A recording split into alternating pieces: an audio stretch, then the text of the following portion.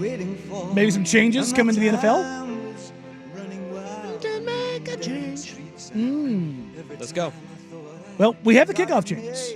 Oh, yeah. We've already talked about that, and the Jets are expecting 100 opportunities. I still think when they said those opportunities, it's between kicking and punting, because that does average out to be about right. Yeah.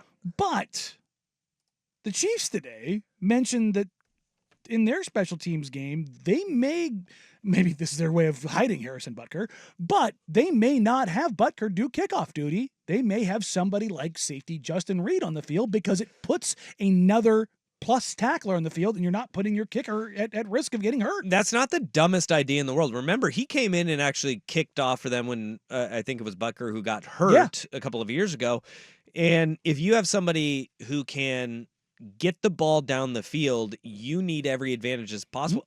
You're going to have coordinators, special teams coordinators, that is, that are going to try to squeeze every single ounce out of this kick coverage team. Because when you think of the way that the alignments are now, and where you have, for those that are unfamiliar, I think your kicker's 15 yards behind where the 10 other players are on the field. And they can't go until the ball's caught. Instead of having everybody kind of going down in a wave and you can kind of manipulate where your safety is going to be because you have a safety and a kicker that are back there, to have a plus tackler because that wave of defenders is going to be so much closer to the action to start, it's going to be a great advantage to have somebody who can tackle back behind, because you're going to have that wave push forward a little bit faster if you're going to avoid a big return. It allows the opportunity for, if you break it past that wave, there's a lot of open space, and having a more sure tackler back there. Not many teams can do this, but Kansas City, if you can. Yep, and here's the opportunity when we were talking about yesterday, the whole idea of special teams being special again. What if Matthew Slater could kick? Yeah. Matthew Slater was a dog. But I'm saying, what if you can now carve out your career as a guy that, you're a great tackler, you're a patchwork, you're the fifth safety or fifth DB deep on your roster, or fifth or sixth wide receiver or fourth running back, whatever it is, you're the emergency fill-in guy, but you're a special teams ace tackler. Oh, and by the way, you can kick. Awesome. Like, you don't have to be accurate either. Like, get us in a general direction. Kick it straight-ish down the field between the lines into the end zone. Yeah. Kickers are really good, though. Like, I think it is something that we lose sight of because we always go, oh, kicker screwed up. Their ability to put a kick between the numbers and the hash, but not go too far because ball's gonna bounce out of bounds. It's an oblong shape. Their ability to place the football it's crazy. I mean, go out. No, don't do this. I'm not going to advise anybody to do this because you'll get hurt.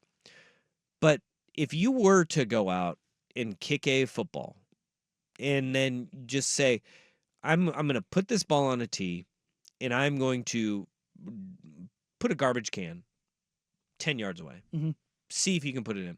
Now do it 65 yards away. Like, that's what these guys can do. They could purposefully hit uprights at like 50 yards. It's insane. When you watch a kick, and they can put fade and draw on it like it's a golf shot too, where you're going, dude, how do you miss? It's like an NBA player when they go out and it's like watching Robin Lopez shoot corner threes and hit 80 out of 100. That's right. You sit there and you're like, why can't you do that in a game? Well, because the very pressure different. is a lot different, right? But these guys, their ability and what they can do with the ball, it's nuts. Like, I don't think people understand how every center in the NBA can actually shoot three-pointers. And every kicker in the NFL, they can do things you would not even imagine. Like, they can hit 70 in practice. What you will see, some kickers will do this drill where they'll put the ball like where the back pylon is on the end line of the end zone, and they will fade it around the goalpost, so they'll weave the ball between the uprights to work on having a draw or a fade based on where the wind is coming. And so they're kicking straight down the line, and they will weave the ball around the goalpost from the end zone end line. It's crazy to see. how you can do that in that distance. But then, the accuracy with that they do it, kickers, man. But if you can get a guy who can tackle to do that, even better. Did you guys ever have the kicker tryouts in high school? Coach, like, you think you can kick? Yeah, I think every team goes through like, can anybody here kick? Can anybody here kick? No. Can anybody snap? Yeah. It's like, all right, I can snap. Yeah, I figured that one out. Do that. But if you can have a kicker, if your kid can't kick, have them snap. Because like snappers can have like 20-year careers in the NFL where you snap the ball, you waddle your little butt down there, and if you're good at it, dude, you can get payday there. Nice little milli a year. Hell yeah. Because you're important. Yeah, for 20 years. Yeah. You make a lot more than a running back who only makes one contract. See? He's out. Viability. Go do it. And you don't get hit all the time.